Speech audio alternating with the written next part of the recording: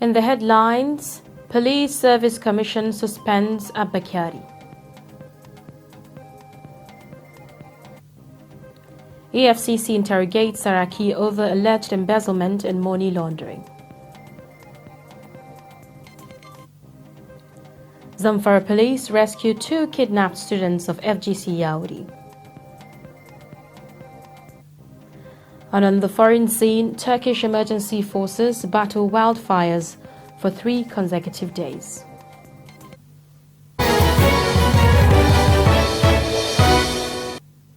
Welcome to Trust TV News Update. I'm Zainab Bala. For more news, follow us across all our social media platforms on YouTube and Facebook at Trust TV News and Instagram at Trust TV News. Now the news in details. The Police Service Commission has suspended Abba Kyari, a Deputy Commissioner of Police and Head Intelligence Response Team of the Nigeria Police Force. The suspension was contained in a statement issued by Ikechukwu Ani, spokesman of the Commission. Kyari was indicted by a U.S. court in California over alleged involvement in internet fraud of over $1.1 million with Ramoni Abba, aka Hush Puppy.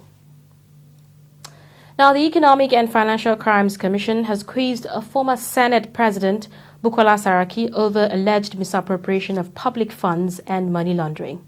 Saraki is reportedly interrogated for hours by detectives over alleged involvement in misappropriation of billions of naira while he was governor of Kwara State. Saraki, however, said he visited EFCC office on his own volition to give any clarification the commission may want. Details of the allegations against him were sketchy, but it was said to be in connection with contracts awarded during his tenure in office. A judge of the High Court of Kogi State, Justice Alaba Mulaya Jile, has decried the absence of a legislative framework to regulate electronic transactions in Nigeria. The justice said while the rest of the world were enacting laws to protect consumers engaging in e-commerce and other online transactions, including cryptocurrency trading, Nigeria had yet to come up with similar laws in line with the United Nations Commission on International Trade Law, otherwise called the UN Satchel Model Law on Commerce. And in business, a total loss of 104.3 billion naira is recorded by Nigeria's refineries in 13 months, even as the facilities refined no crude oil throughout the period. The latest report released by the Nigeria National Petroleum Commission showed an analysis of the updated consolidated refinery financial performance from February 2020 to February 2021, which showed that the plants maintained losses monthly. Minister of State, Works and Housing Abubakar Aliyu says the federal government has refunded 143 billion to 5 state governments for constructing federal roads in the affected states. Abubakar made the disclosure during a visit to Governor Atiku Bagudu of Kebbi State at the Government House, Birnin, Kebbi, the state capital. The news agency of Nigeria reports that the minister, an engineer by profession, was in Kebbi to ascertain the level of work executed by the state government on the construction of some federal roads in the state. Figures from the corporation showed that the monthly operating expenditures of the refineries surpassed their revenues all through the 13-month duration. Minister of Finance, Budget and National Planning, Dr. Zainab Shamsuna Ahmed, has confirmed the commencement of the pilot phase of National Vehicle Registration exercise in Lagos. She insisted that all old and new vehicles, including those driving through the country, are to be registered in the new initiative aimed at not only curbing criminality, but a way of raking in revenue to the federal government. She spoke over the weekend through Head of Public-Private Partnership Division, Jummai Katagum, when the ministry held a one-zonal sensitization seminar in Calabar on VREG with the theme Understanding the VREG Automation Process. You're watching Trust TV News. Coming up after the break, Presidency commends rangers for protecting animals. Get latest updates on current topical issues and breaking news by downloading the Trust TV mobile app on your Android devices. Go online, click Google Play Store, search Trust TV, install the app, and get doses of unfiltered information on happenings all over the world in your pocket. Trust TV, documenting the Nigerian story. My name is Samuel Dada. Yakubu Isa, ana mana kabi da jeje. Aminu Musa. A wannan harkar ce muke dan samun abinci, an muke taimaka mu wasu da yawa. Looking for private jobs. Sometimes you get employed and the process of payment, you undergo some kind of stress.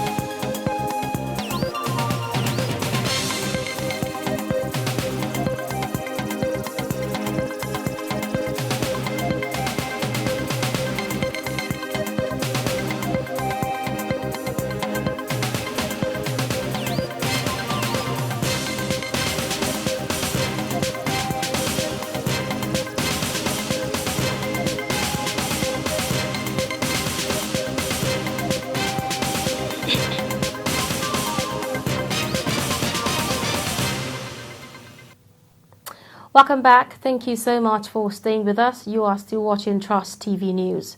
And here is a recap of our top stories. The Police Service Commission has suspended Abba Kyari, a Deputy Commissioner of Police and Head Intelligence Response Team of the Nigeria Police Force. And the Economic and Financial Crimes Commission has quizzed the former Senate President Bukola Saraki over alleged misappropriation of public funds and money laundering. Still ahead, Zamfara State Police Command has rescued 2 kidnapped students of Federal Government College Birnin Yauri in Kebbi State. Briefing Newsmen on Sunday, the Zamfara State Police Commissioner Husaini Rabiu said the 2 students were rescued in a bush in Babbar Doka village of Maru local government area of the state. The commissioner said the victims were taken to the hospital for medical checks, adding that they have been debriefed at the police command headquarters in Gusau. He maintained that the students will be handed over to the Kebbi State government through the Kebbi State Police Command. At least 50 rangers lost their lives protecting wild animals in Nigeria. Wildfire Curator Kaindi Abidemi said this during a visit to the presidential villa. The permanent secretary of the presidential villa, Abuja Tijani Umar, commended park rangers in the villa for protecting the wild animals and plants in the official seat of the government. Kaindi Abidemi, assistant conservator of Parks and Wildlife Curator, paid tribute to the rangers in the country who had lost their lives in the line of duty since inception of Nigeria's national parks in 1991. To pay tribute to the fallen heroes, that's the rangers that died in line of duty.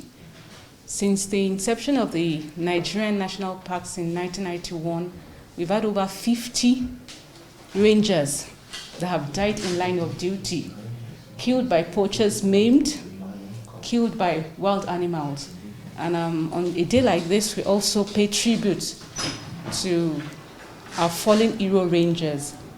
And we, as our term us the Royal Rangers now, we want to say a very big thank you to the Permanent Secretary for giving us the opportunity to serve in our own little way in the wildlife, in the Presidential Wildlife Collection and the State House.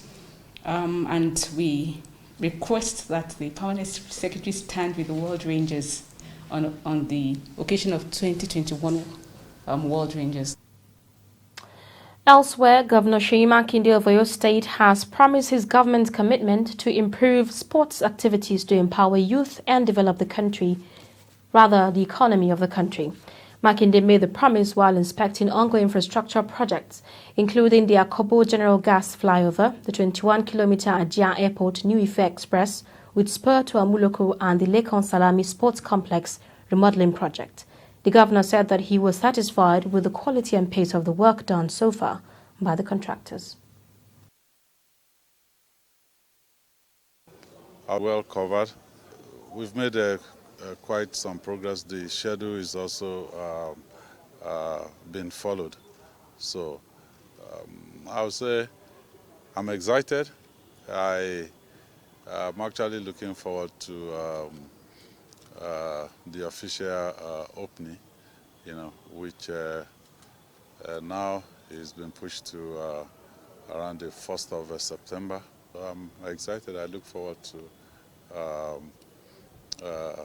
our darling team, Shooting Stars, beating the foreign team. When I was campaigning, people ask me questions about, job opportunities for our youth. And I said, discovering talent, sporting talents for us is one way of engaging our youth. Cholera outbreak has killed at least 30 people while over 2,000 others are hospitalized in Jigawa State, northwest Nigeria. Authorities say the outbreak was first noticed in February but became worse in late July this year. Trust TV correspondent Idris Jibrin reports that hospital admission is increasing with over 40 patients per day. Children aged 3 to 5, women and the elderly in Duse General Hospital waiting to be treated. Some on the floor or 2 patients per bed space, at worst, even outside the hospital ward. Lack of access to good drinking water, poor environmental and personal hygiene is largely responsible for the suffering of these people, most of whom are from the rural areas of the state. We have been having so many cases here in Duse General Hospital. In short, as from the beginning, when this outbreak was out, we had the cases, we are admitting them at accident and emergency ward. That is the first ward there. When entering the ward, you see it's emergency ward. So they have been admitting them there. Despite efforts to neutralize the situation, the outbreak is said to be spreading, with a daily increase in patients' admission and death. This thing started at far back as from, can I say February, March, April, May, June. So at the end of June, we saw that the case, they were no more, they were so much, so they now decided to bring them here. This ward is mainly for retainership, where they do admit insurance, that is the head insurance and jitma cases. But when they saw that the outbreak was so much, the hospital now decided to bring the patients here. We turned it to isolation wards, and that was from this July. And from the first week of July up to date, we have about 450-something patients here, 55 patients in short. While hospital officials want that the situation may continue to escalate if hygienic protocols are not adhered to, residents believe that government has not been doing enough to bring the situation under control.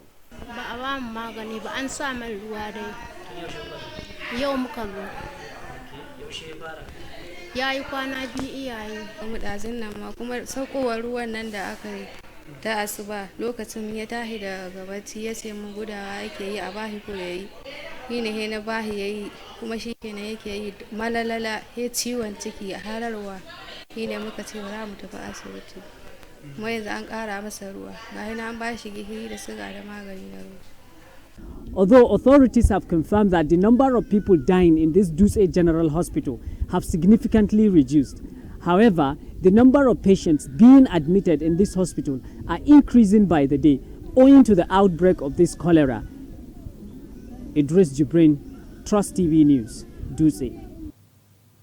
Former Governor of Jigawa State, Sule Lamido, says cause of security challenges facing Nigeria remain unresolved as a result of the incompetence of the All Progressive Congress administration. Sule Lamido speaks in an interview with Trust TV Aisha Saliu in Abuja. The former governor is a political leader of the opposition People's Democratic Party in his native Jigawa State, which the All Progressive Congress has taken over in 2015, and since then he remained critical of the ruling APC. Sule Lamido said Nigeria is facing several problems since those in position of authority lack the commitment of putting the country first before their personal interests. If you want to restore Nigeria to a level of whereby, that thing called brotherhood and sisterhood will be restored, where there'll be trust between various divides, between the North and the South, between Yoruba and the Hausa and Fulani and other tribes. Trust, between Christians and Muslims. When you're able to restore that thing called trust, believing in each other as human beings first, believing and trusting each other as Nigerian citizens first, with a common destiny, with a common interest. And then begin to look at the agenda, what do we do to restore what is called service in governance? Serving the people, which means, a party with the culture of what I may call commitment to the cause of transparency, commitment to the cause of national unity, commitment to the cause of a vision for a bigger Nigeria where Nigeria will be secure and safe and prosperous. Therefore, the way forward is to put a leader with the commitment, with the vision, who is humane, who is caring, who is loving, with empathy, who will see his own reflection in his fellow human beings. The politician predicted the ruling APC will disintegrate before the 2023 elections. APC will collapse because the main binding thing in APC was the hate for APC, for PDP. All right? Now, having been in government, they failed to fulfill their promises, and therefore they've been exposed for they are liars. And then Buhari, who is the main catalyst of APC, is not anymore. Tinubu, who is supposed to be the Jagaba, the leader of APC, they don't like him. Because if he gets there, he'll bury Buhari's history. So naturally, the party will literally evaporate. It will all go away. It's going to be PDP in 2023. So it means we either work hard in PDP and get the party properly stabilized, restore the dignity of the party and party culture and tradition, and then get a better government in 2023. Sule Lamido had sought for the PDP presidential ticket in 2019 general elections, but lost the party's nomination to former Vice President Atiku Abubakar. Aisha Salihu, Trust TV News, Abuja. No fewer than 25 members of the National Youth Service Corps members in Gombe State have tested positive to coronavirus. The State Commissioner for Health, Dr. Habu Dahiru, disclosed this, saying the development occurred at the NYC camp in Amado, Akko local government area of the state. He said the 25 Corps members had been moved to the state-owned isolation center in the Idris Mohammed Infectious Disease Center in Kwando. And on the foreign scene, Turkish emergency forces are battling massive forest fires in the country for the third consecutive days, according to Minister of Agriculture and Forestry Bekir Pagdemirli. Pagdemirli said 10 fires were still active, including 3 in the popular holiday region of Antalya. He added that out of the 98 fires that had broken out in numerous provinces since Wednesday, 88 are under control. The fires were particularly serious on the Turkish Mediterranean coast, and strong winds hampered the firefighting efforts. Many regions and hotels were evacuated and tourists were brought to safety by boats. The fires has so far claimed 4 lives. And in sports, Nigerian athlete Eshe Brumi on Sunday reached the final of the women's long jump event at the ongoing Tokyo 2020 Olympic Games. Brumi placed 4th with a 6.76 meters jump to claim the final spot in Group B. Reigning world indoor champion and 3-time European indoor champion Ivana Sponovic was first in Group B with a jump of 6.00 meters, while current world champion Malaika Mahimbo, a German, was third with a 6.98 meters leap. British German Islands Chantal Malone, 6.82 meters, came third. And on a lighter note, a village surrounded by a lake in China's Yingao New Area has turned into a pioneer in green development.